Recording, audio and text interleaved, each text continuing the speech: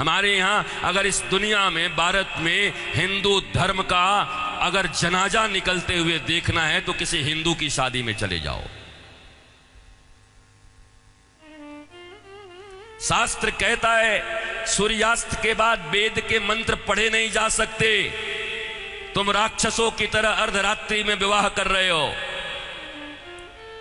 अरे वो काल कुछ और था जब मुगल तुम्हारे यहां थे।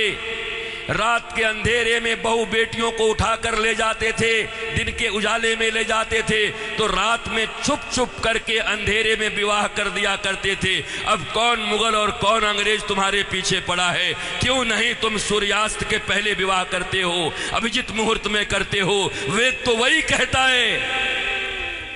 तो तुम्हें तो ये भी ज्ञान नहीं है। हिंदू धर्म का डंका लेके घूमते चल रहे हो, डंका पीट रहे हो हिंदू धर्म का। तुम्हारे विवाह में देवताओं का कितना अपमान होता है। अरे विवाह में दो प्रकार के कार्ड बनाओ। विवाह एक संस्कार है, विवाह एक यज्ञ है। अरे भैया, खाने पीने खिलाने वाले के लिए एक दिन रिसेप्शन जो करते हो कर दिया करना, पर विवाह में बड़े लिमिटेड लोगों को बुलाया करो। अपने परिवार, वो भी जो सनातन संस्कृति को मानते हैं, पवित्र रहते हैं। विवाह संस्कार में देवता आते हैं तुम्हारे द्वारा किए गए यज्ञ के भाग को लेने के लिए। अरे नाक पोंछते हुए, कान खुजाते हुए, पता नहीं क्या क्या करते हुए अगर तुम किसी को भोजन दो तो तुम्हारा बच्चा भोजन नहीं करता। ऐसे ऐसे आंख करके बच्चे को दो। शी मम्मी, कितनी गंदी हो तुम। और देवता आते हैं तुम्हारे बेटे और बेटियों के विवाह में। वो एक यज्ञ होता है। कोई शराब पी के खड़ा होता है, कोई गांजा पी के खड़ा होता है, कोई गुटखे खाए रहता है, चमड़े के बेल्ट पहने रहते हैं, जूते पहने रहते हैं। 3 घंटे तक दूल्हा उपवास नहीं रह सकता। कोई फूफा बन के पेप्सी ढकेल देता है, कोई जीजा बन के कोक ढकेल देता है। अरे आज 3 घंटे जो अपने सिया को, अपनी जानकी को पाने के लिए उपवास तक नहीं कर सकता, वो क्या पालेगा अपनी पत्नी को, धर्म पत्नी को? ये कोई विवाह है?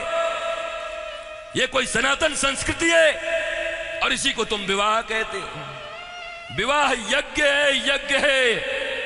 इसलिए हमारे यहां तलाक और डिवोर्स का कोई सिस्टम नहीं है।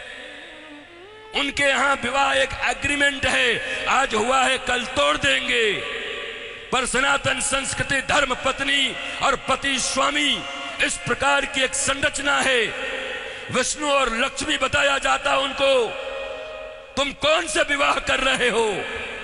अंग्रेजों के पिट्ठुओं, अंग्रेजों के गुलाम बड़े बन गए हो। भारत के पैसे खा करके उन पैसों से भारत को ये दिखा रहे हो अंग्रेजों और पाश्चात्य संस्कृति की तरह विवाह करके साधारण भारतीयों के मन में लोभ उत्पन्न कर रहे हो। और ये समाज के अग्रणी लोग बने हुए हैं, ये समाज के श्रेष्ठ लोग बने हुए हैं, ये समाज को दिशा दिखा रहे हैं, ये समाज को भोंडा प्रदर्शन कर रहे हैं, अपने दन का लोगों को दिखा रहे हैं। एक गरीब बेचारा विवाह करने में भी लज्जा करता है, इतना आडंबर बना दिया।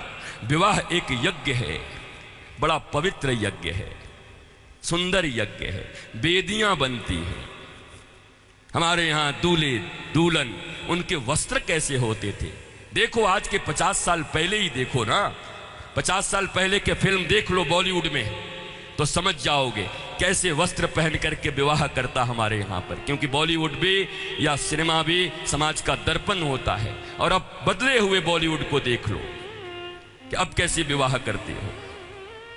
हमारे विवाह में हमारे वस्त्र, हमारे परिधान, फिर लेन देन इतना तो बनता है। 5 साड़ी तो बनती है, 21 साड़ी लगेगी ननद की। अरे कौन से ग्रंथ में लिखा है?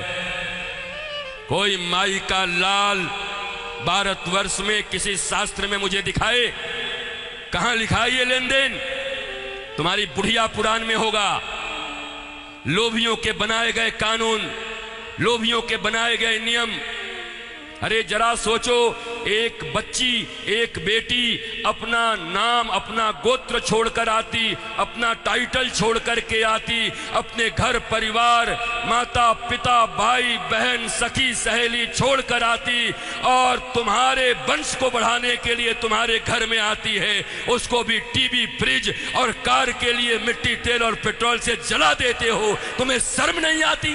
भारतवर्ष में जन्म लेकर बैठे हो। तुम्हारी बाजुओं और भुजाओं में अगर शक्ति है तो अपने पैसे से कार खरीद लो, अपने पैसे से फ्रिज खरीद लो, क्योंकि छोटी छोटी बच्चियों के पिता तो बचपन से उसके लिए खिलौना खरीदते रहते हैं। जब छोटी रहती है 5 रुपए का, थोड़ी बड़ी हो जाती है थोड़ा और बड़ा, थोड़ी बड़ी हो गई साइकिल खरीद लिया, थोड़ी बड़ी हो गई स्कूटी खरीद दिया, और बड़ी हो गई अच्छे घर के हैं कार खरीद दिया 5 लाख का, और एक दिन फिर जा करके 5 करोड़ में एक गुड्डा खरीद के ला के दे दिया। तो खरीदे हुए सामान की जो इज्जत होती है वही दूल्हे की भी इज्जत होती है। दूल्हा बिकता है, बोलो खरीदोगे?